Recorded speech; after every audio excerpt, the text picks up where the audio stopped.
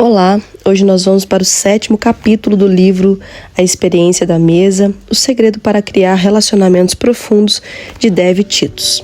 Em memória de mim, o Senhor Jesus, na noite em que foi traído, tomou o pão e, tendo dado graças, partiu e disse: "Isso é o meu corpo, que é dado em favor de vocês. Façam isto em memória de mim." Da mesma forma, depois da ceia, ele tomou o cálice e disse: "Este cálice é a nova aliança do meu sangue. Façam isso sempre que o beberem em memória de mim. Porque sempre que comerem deste pão e beberem deste cálice, vocês anunciam a morte do Senhor até que ele venha." 1 Coríntios, capítulo 11, do 23 ao 26. Quando Jesus percebeu que os dias de seu ministério na terra estavam chegando ao fim, reuniu seus amigos mais próximos em volta da mesa para compartilhar uma refeição que costuma ser chamada de última ceia. Foi um jantar de Páscoa, que, como vimos no capítulo 2, era a refeição mais celebrada no ano judaico. O povo de Israel preparava essa refeição especial todos os anos como forma de recordar a intervenção milagrosa de Deus para salvar os israelitas da escravidão no Egito. Mas essa refeição também era essencial para o propósito de Jesus. Ele tinha algo importante a contar para os seus discípulos e queria que eles sentissem sua presença de maneira tangível naquela noite, à mesa. Assim como qualquer jantar, a mesa para a última ceia foi arranjada com pratos, copos e tigelas. Naqueles pratos se encontravam os elementos naturais, pão e vinho, que faziam parte da refeição pascual havia séculos. O pão e o vinho eram parte regular das refeições diárias na época de Jesus, e naquela refeição ele pegou esses elementos comuns e os usou para um propósito muito importante. Depois de uma conversa interativa durante a refeição, Jesus tomou o pão e o partiu. O pão usado na refeição pascual era sem fermento, ou seja, era plano como um biscoito. Quando Jesus partiu o pão, este provavelmente se dividiu em 2 pedaços irregulares. Ele segurou o pedaço partido de matzah, o nome hebraico do pão, na frente dos discípulos e disse o que imagino significar algo como: "Estão vendo essas pontas partidas? É assim que meu corpo ficará amanhã. Vocês não sentirão vontade de olhar para ele. Vocês não vão querer ir à cruz e testemunhar o que farão comigo. Será brutal. A maioria vai querer correr. Vocês terão desejo de se esconder. Entretanto, ao verem isso acontecer comigo, não quero que fiquem bravos com os soldados, nem que odeiem Pilatos pela brutalidade do que presenciarem. Não culpe os rabinos, não é por causa deles que tudo acontecerá. O que você verá será o meu corpo partido por vocês. Estou fazendo isso por vocês. Confiem em mim agora, vocês compreenderão depois." Então Jesus pegou o copo e disse algo do tipo: "Estão vendo este vinho? É vermelho, escuro como a cor do sangue, concordam? Saibam que amanhã vocês verão mais sangue do que imaginavam ser possível jorrar do corpo humano. Mas quando virem meu sangue ser derramado por vocês na cruz, quando meu lado for perfurado com uma lança, saibam que este é o sinal da nova aliança que faço com vocês. Eu morrerei, mas nunca os deixarei. Sei que é difícil entender agora, parece impossível, mas vocês verão em um dia se lembrarão das palavras que lhes falo hoje. Na verdade, quero que se lembrem de mim e do que farei por vocês. Quero que saibam que sempre podem vir até mim, mesmo depois que eu me for." Então Jesus disse aos discípulos algo muito interessante: "Façam isto em memória de mim." Eu lhe pergunto, o que Jesus quis dizer quando disse isto? O que os discípulos deveriam fazer? O que estavam fazendo enquanto Jesus conversava com eles e lhes dava uma lição de vida ilustrada? Estavam participando de uma refeição juntos. Que memória ele deseja que tenhamos? Esperança, redenção. Não importa o que aconteça, ele é capaz de resolver. Ele pode nos curar. Jesus quer que nos lembremos do que ele já proveu para nós. Com que frequência Jesus quer que façamos isso em memória de sua redenção? Toda vez que participamos da ceia do Senhor mensalmente na igreja, Creio que não.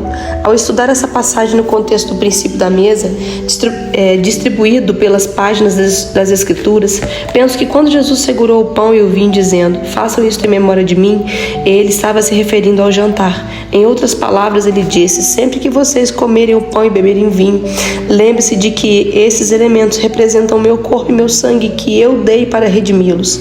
Com que frequência os discípulos de Jesus comiam pão e tomavam vinho? Todo dia, porque aqueles eram alimentos essenciais e servidos em todas as refeições. Sempre que nos assentamos à mesa, a despeito das circunstâncias, devemos lembrar que as coisas velhas se tornaram novas.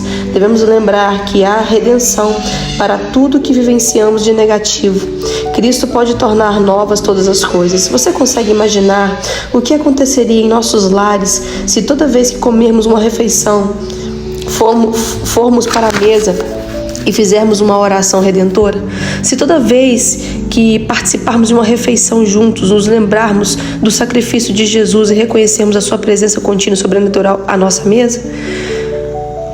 Pense em como as famílias e nossa vida seriam transformadas se a cada vez que comermos o pão e bebermos vinho ou qualquer outro alimento comum em nossa refeição hoje, nos lembrarmos da presença redentora de Cristo. Orações à mesa. Muito obrigado, Jesus, por este alimento. Que ele traga saúde para o nosso corpo. Em nome de Jesus, amém. Vamos comer. Esse é o tipo de oração que muitos cristãos fazem à mesa. Outros resumem as orações à mesa para algo assim: Deus é bom. A ele agradeçamos por este alimento. Conheço um pastor que, ao receber a Larry e a mim em sua casa para jantar, tentou ser engraçado e anunciou à mesa: vamos comer. O alimento já está abençoado. Oramos por todas as sacolas do supermercado quando as trouxemos para casa. Não foi isso que o Senhor nos mandou fazer. Jesus disse que sempre que nos reunirmos à mesa, quer que nos lembremos de seu plano de redenção todos os dias da nossa vida. Toda vez que fizermos uma refeição, devemos reconhecer sua obra redentora por nós. Portanto, nossas orações à mesa devem, além de expressar gratidão pela provisão divina, conter uma mensagem de redenção. Nada de oração coletiva por todos os alimentos do supermercado, nem de dizer de ingredientes, blá, blá, blá, blá. Obrigado pela comida. Não estou dizendo que nossas orações à mesa devem ser complicadas ou cheias de teologia. Caso seus filhos sejam pequenos, você pode fazer uma oração simples que contém uma mensagem de redenção, por exemplo. Querido Jesus, muito obrigado porque nos reunimos à mesa. Sabemos que quando erramos, podemos contar uns com os outros. O Senhor nos ajude a agir melhor da próxima vez. Percebeu a mensagem redentora na oração simples?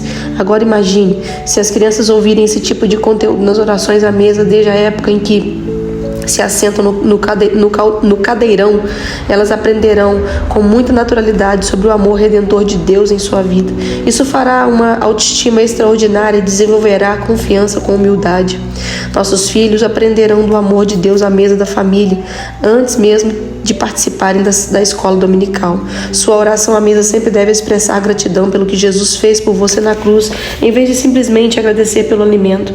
Lembre-se, o momento da refeição não diz respeito apenas ao alimento, porque nem só de pão viverá o homem, mas de toda palavra que procede da boca de Deus. Mateus 4:4. Que suas orações sejam dignas do seu Deus. Embora o pão de cada dia que Ele nos dá seja importante, devamos expressar gratidão por sua ampla provisão para nós. É muito mais importante que nossas orações à mesa reconheçam o propósito da cruz, o amor de Deus e a sua presença redentora conosco quando nos assentamos para comer. Aprendendo a orar à mesa.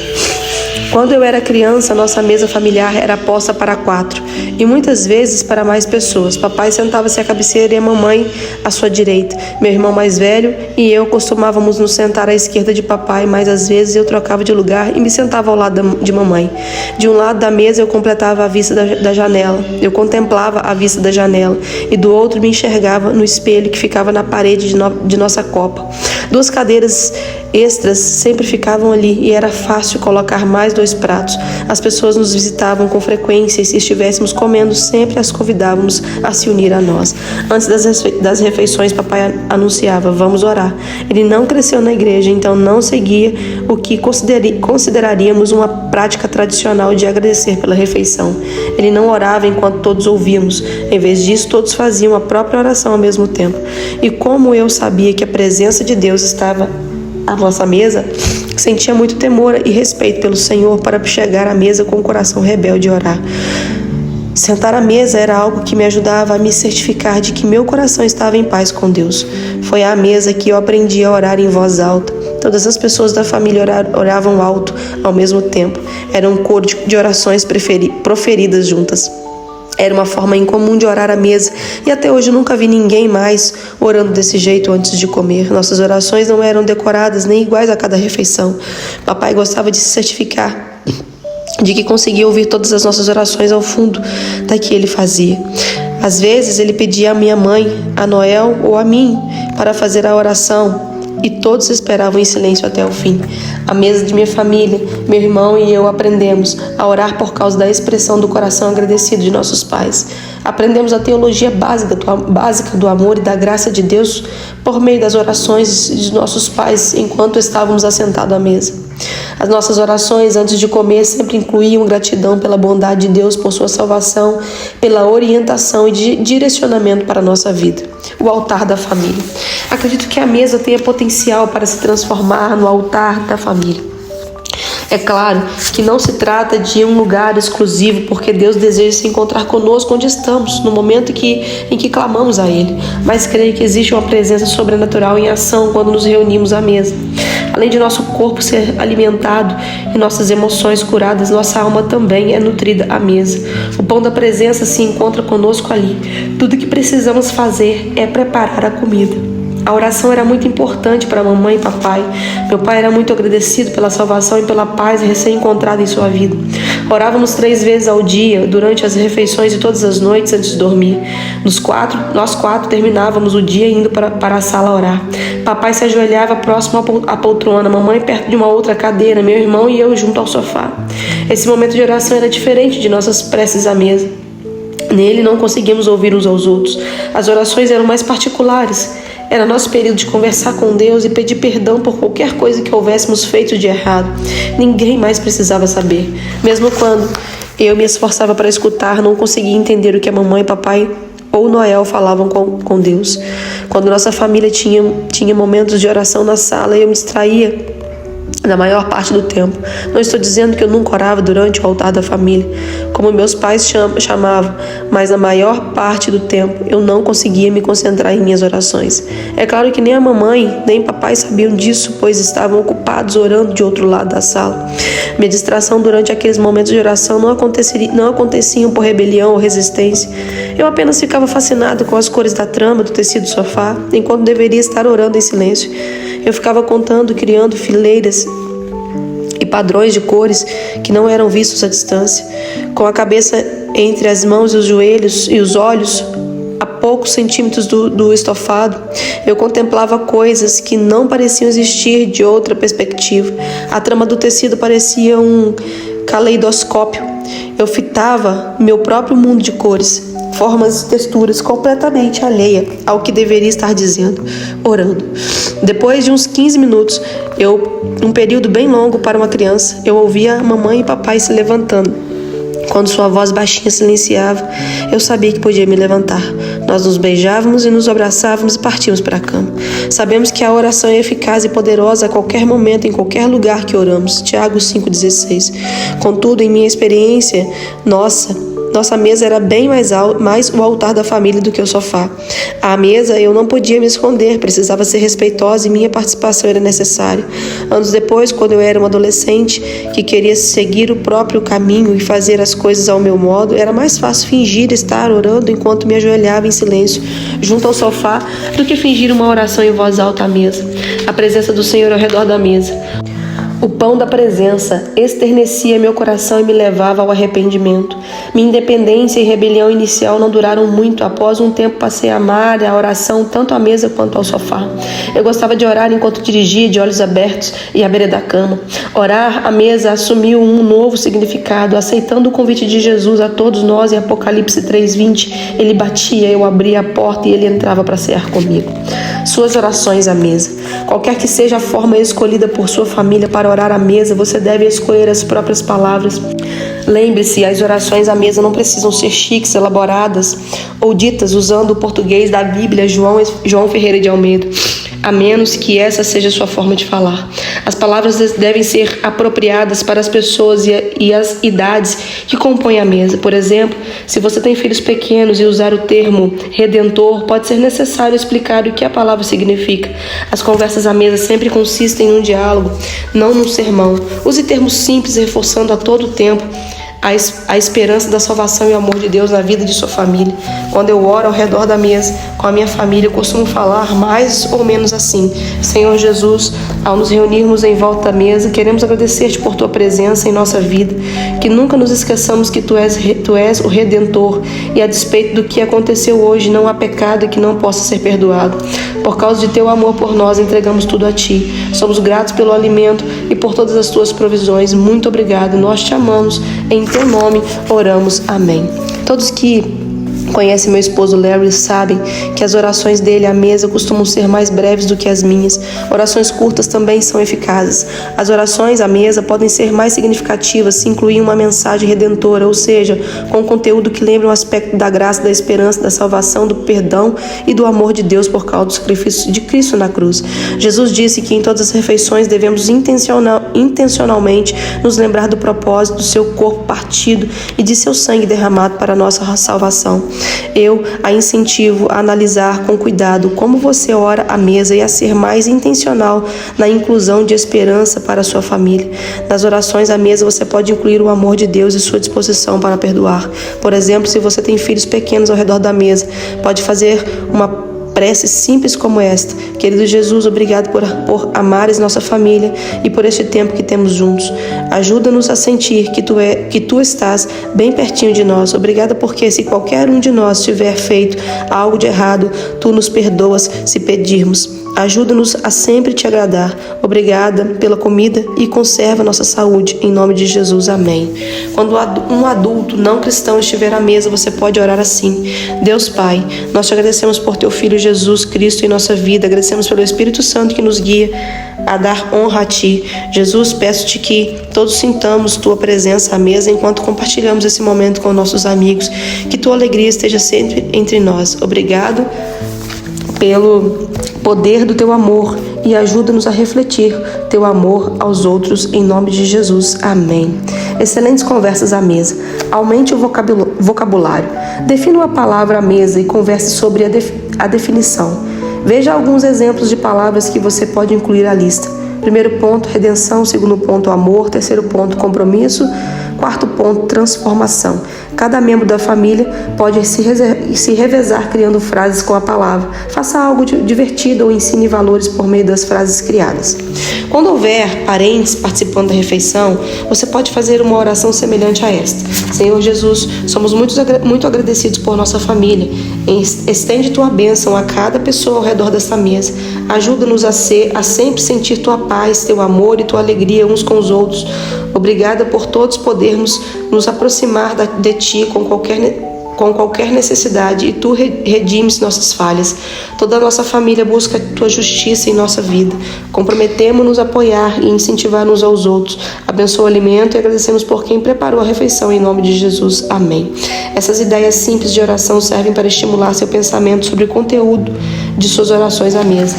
Em vez de repetir a mesma coisa toda vez que orar, escolha fazer uma prece de coração para que todos ao redor da mesa compreendam aquilo que você diz.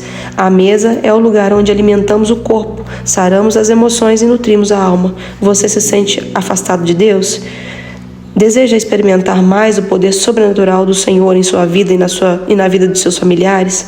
Então venha para a mesa. Quando reunimos nossa família em torno da mesa e a transformamos num altar, tenho a convicção de que a presença redentora de Jesus nos encontra ali de maneira poderosa e sobrenatural. Reflexões à mesa. Número 1. Por que os lares judeus e cristãos continuam a celebrar a refeição da Páscoa? Número 2. O que Jesus demonstrou a seus amigos quando partiu o pão e bebeu o vinho? Número 3. Quando Jesus disse: façam isso em memória de mim, Lucas 22:19, a que ele estava se referindo? Com que frequência você se lembra de fazer isso? Número 4. Como a mesa pode se transformar no altar de sua família? Número 5. Escreva uma oração simples de redenção que uma criança em idade pré-escolar consiga entender.